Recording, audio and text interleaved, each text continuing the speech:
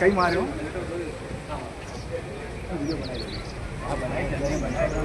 કોઈને મોકલવાના નહીં આપણા માટે કેમ લાગ્યું નહીં લાયક શું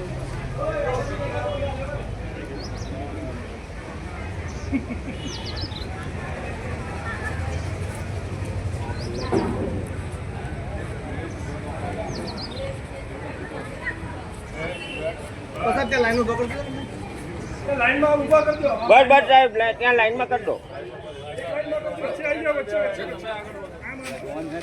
વચ્ચે કોઈ આગળ ના જતો સામે કોઈ આગળ નહીં ઉભા રાખો બેસડજો નહીં બગાડે એક લાઈનમાં કરી દો એક લાઈનમાં બધા દેખાય એક લાઈનમાં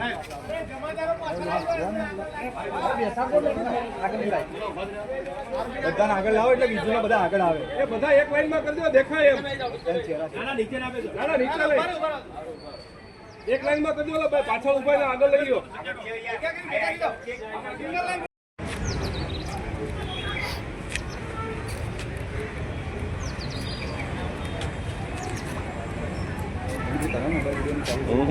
ના તો કંઈક કર્યું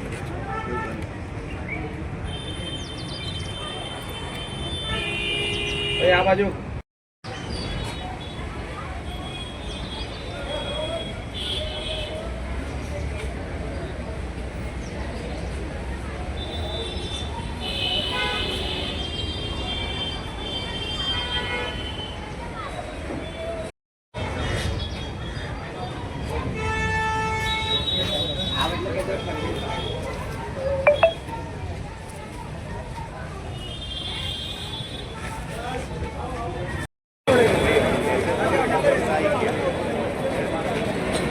हाँ बोलो बोलो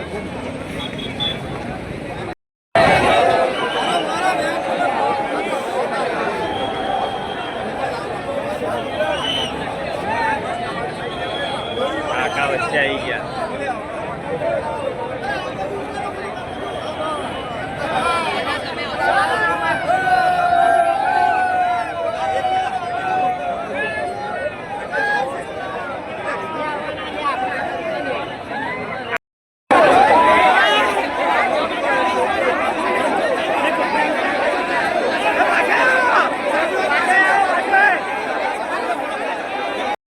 સમગ્ર હકીકત હતી કેટલા આરોપીઓ વિરુદ્ધમાં ગુનો દાખલ કરવામાં આવ્યો છે કઈ કલમો અંતર્ગત દાખલ કરવામાં આવ્યો છે કેટલાની ધરપકડ કરવામાં આવી છે અને આખો મામલો શું હતો?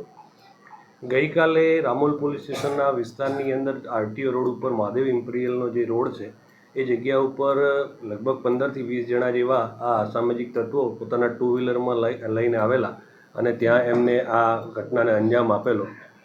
મૂળ વસ્તુ હકીકતમાં એવું હતું કે એ જે બંને પંકજ ભાવસાર અને સંગ્રામ બંને વચ્ચે એક જૂની અદાવતના ભાગરૂપે અને જે આ ઇમ્પિરિયલ છે ત્યાં એક પાનના ગલ્લાની અંદર એક પાણીપુરીની લારી છે એ લારી આગળ આ સંગ્રામની બેઠક હતી અને સંગ્રામની બેઠક આગળ બીજી પાણીપુરીની લારી જે હતા એ પંકજ ભાવસારને મૂકવા માગતા હતા એ બાબતનું એમનું ચાલતું હતું.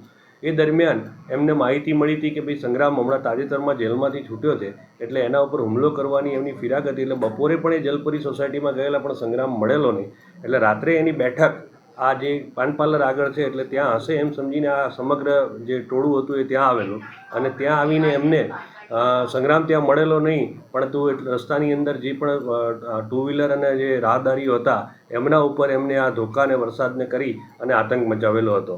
એ બાબતે તાત્કાલિક અમારા પીઆઈ વિધિન 10 મિનિટ્સમાં ત્યાં પહોંચી ગયેલા હતા કારણ કે અમે સીસીટીવી સર્વેલન્સના એક પ્રોજેક્ટ હેઠળ જોવા ત્યાં નીકળ્યા હતા અને મીનવાઇલ સમાચાર મળતા તાત્કાલિક જ પોલીસ પીઆઈ પોતે ખુદ ઘટના સ્થળ ઉપર પહોંચી ગયા હતા અને સમગ્ર અમદાવાદની પોલીસ ટીમ પણ ત્યાં પહોંચી ગઈ હતી અને ત્યારબાદ અમે જે ક્રેટા ગાડીની અંદર જે રાહદારી જતા હતા જેમના ઉપર હુમલો થયો હતો એમની કાયદેસરની અમે ફરિયાદ લીધી અને એમની રાયોટિંગ અને જૂના આઈપીસીની 307 મુજબની ફરિયાદ લઈ અને કાયદેસરનો ગુનો પણ દાખલ કરેલો છે અને ગુનો દાખલ કરીને અત્યાર સુધીમાં ટોટલ 13 આરોપી અને એક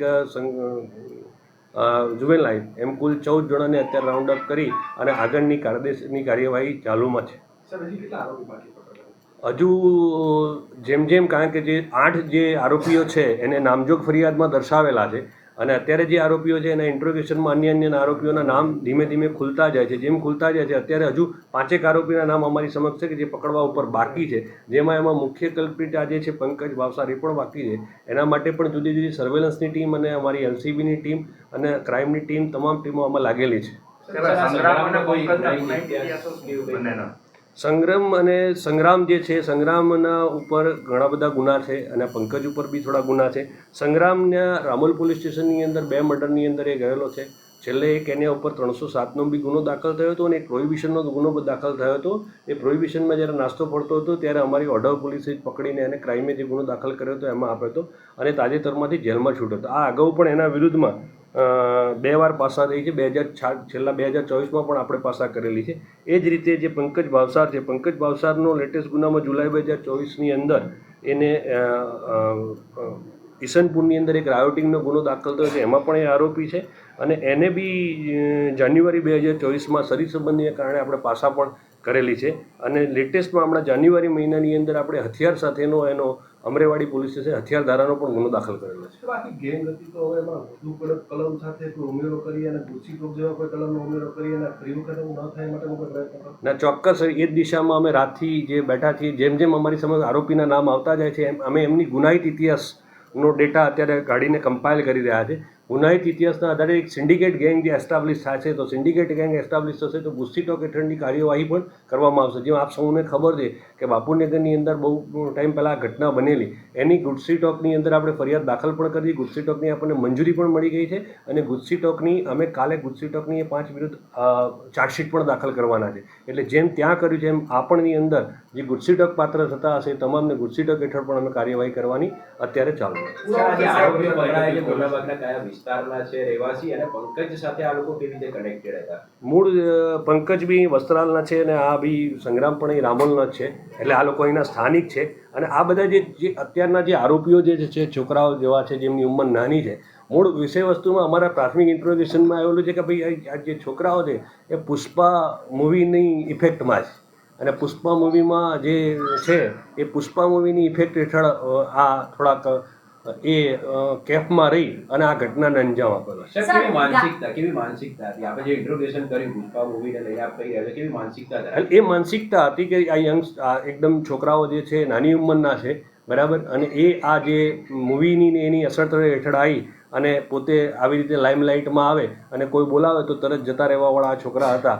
છતાં એમના હજુ ગુનાહિત ઇતિહાસ અત્યારે અમારા સર્ચમાં ચાલુ છે અને એમની જે પણ ગુનાહિત ઇતિહાસ આવશે એ મુજબ એમના વિરુદ્ધ પણ કાર્યવાહી. સર, પાણીપુરીની લારીની જે વાત છે તો આ લોકો હપ્તા લેતા હતા કે શું હતું? આ જે આખી ગેંગવોર છે એમાં નહીં, હપ્તા લેવાવાળી બાબત આમાં સેટ પણ નથી. પાણીપુરીની જે લારી છે ઓલરેડી જૂનો ત્યાં પાણીપુરીવાળો હતો જ અને જૂનો પાણીપુરીવાળો જે હતો એના ત્યાં આ સંગ્રામની બેઠક હતી. એટલે ત્યાં નવી પાણીપુરીની લારી આ બાજુમાં પંકજ ભાવસારવાળાને કોઈ કીધું છે કરવા માગતા હશે, એટલે ત્યાં પહેલાંની બેઠક હતી. એટલે એમ કે મારી બેઠકે તમે પાણીપુરીની લારી બીજી શેનો મૂકે? બસ એ જ બાબતથી એમને તાત્કાલિક જે આ ઘટનાનું જે કારણ કહેવાય તો ત્યાંથી શરૂઆત થઈ. પુષ્પા ફિલ્મથી ઇન્સ્પાયર કઈ રીતે શું આ લોકો બધા ભેગા જોવા ગયા હતા? આપી શું સર આ બધા જે છે લબરમુછિયા છે, જે અત્યારની ઉંમર બહુ નાની ઉંમરના છે. એટલે જે પુષ્પા મૂવીની અંદર જસ્ટ તમે કીધું કે એમ તો કે ભાઈ શું જોયું હતું, કયા મૂવી છેલ્લા જોયા હતા, તો મોટાભાગના જવાબ એવા હતા કે અમે પુષ્પા મૂવી જોયું હતું. એટલે પુષ્પા મૂવીને એ બાબતની અંદરમાં ટીનેજની અંદર, ટીનેજ તો ના કહી શકે, પુખ્ત વયના છે, પણ પુખ્ત વયની અંદરમાં એમણે ફિલ્મની અસર હેઠળ છે. સર, થોડા સમય અગાઉ ગાંઠોડિયા વિસ્તારમાં બનાવ બન્યો હતો સોસાયટીમાં, ત્યારબાદ રામોલમાં કર્યું છે, તો તેને લઈને આપણા દ્વારા એવા કેવા પ્રકારના પગલાં લેવામાં આવશે, એવી કલમો હેઠળ ગુનો દાખલ કરવામાં આવશે કે જેથી કરી કોઈ ભયના માહોલમાં ના રહી શકે? આપ સૌ જાણો જ છો કે એ રીતે કે આપણે જે અત્યારે વાત કરી ગુસ્સી ટોક હેઠળની કાર્યવાહી કરવાની અને આપણે અગાઉ પણ ગુનાહિત ઇતિહાસમાં કીધું કે આ બંને આરોપી વિરુદ્ધ આપણે પાસા પણ કરેલી છે. એટલે કાયદાકીય જેટલા પણ આપણા જોડે ઉપાયો છે તમામ ઉપાયોના જડબે સલાહ કરી મેં આપને બી કીધું કે ભાઈ બાપુનગરની અંદર બી આપણે ગુસ્સી ટોકની હેઠળ બધાને ફિટ કરી દીધેલા છે. એટલે ગુનાહિત પ્રવૃત્તિને કંટ્રોલ કરવા અને આપને ખ્યાલ બી છે કે સમયાંતરે આપણા ઝોન 5ની અંદર કોમ્બિંગો થતા રહે છે અને કોમ્બિંગો દરમિયાન પણ અમને અંકુશમાં લેવાના આપણા પૂરતા પ્રયત્નો ચાલુ છે. સર, આને ગેંગવોર કહેવાય કે નહીં? એટલે હજુ ગેંગવોરની અંદર એસ્ટાબ્લિશ ગેંગની અંદર અમે અત્યારે વિગતો ચકાસી રહ્યા છે કે ભાઈ આ ગેંગ એસ્ટાબ્લિશ ગેંગ હતી કે એક ક્ષણિકમાં ભેગા થયેલું ટોળું હતું, એ બાબતે અમારી અત્યારે તપાસ ચાલી રહી છે. કુલ કેટલી ફરિયાદો હાલ પૂરતી નોંધવામાં આવી છે? એક જ ફરિયાદ અત્યારે હાલ પૂરતી જે છે, જે ક્રેટામાં જે રાહદારી હતા અને જેમને ઈજા પહોંચી છે, ક્રેટાના જે રાહદારી હતા એ આપણા ફરિયાદી છે અને એના હેઠળ આપણે આ ગુનો દાખલ કરીને કાર્યવાહી ચાલુ. ઓકે.